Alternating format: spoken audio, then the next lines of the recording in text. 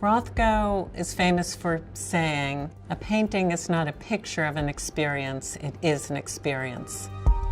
When you look at Blue Over Red, you are completely absorbed in its atmosphere, the light it projects, in the color, in the geometry, but you have no references to the external world.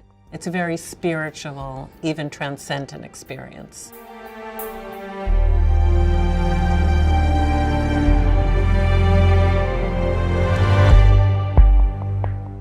Blue Over Red is a really outstanding example of Rothko's work from 1953, a critically important period when he pioneered his brand of abstraction. This painting is a fully resolved, intensely chromatic picture that emits light and color.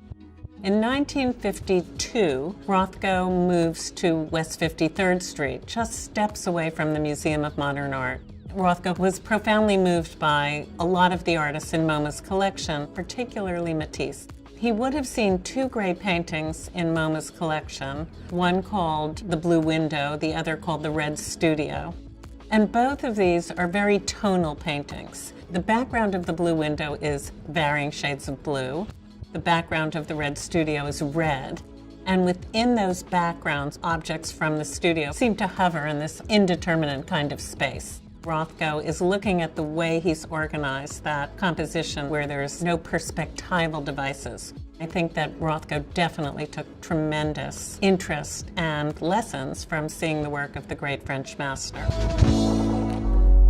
In 1953, Rothko painted 16 paintings, and of that group, over half are in museum collections, including the Whitney Museum, the Museum of Contemporary Art in Los Angeles, the National Gallery in Washington, the Phillips Collection, and the Guggenheim Museum in Bilbao. When you look at the 16 paintings, they're all very different formats. Rothko wanted you to experience the painting in a bodily sense.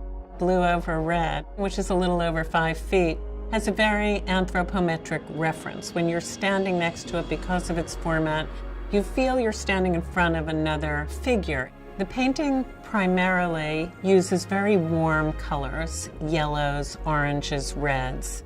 They have a kind of burning, almost like glowing ember quality to them.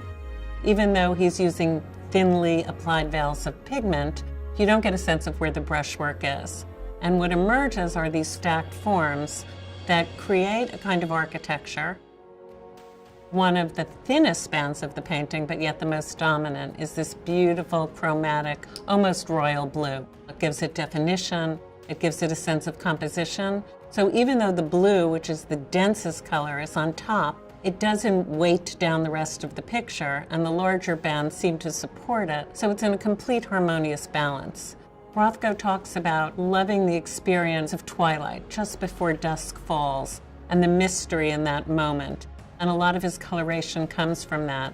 And I think there's something about that blue, horizon-like quality that does give that sense of a more brooding character, even though it's a very light-filled and joyous painting. And the amount of variety that this artist was able to achieve using a very limited vocabulary of form and color really reduced painting to its essence.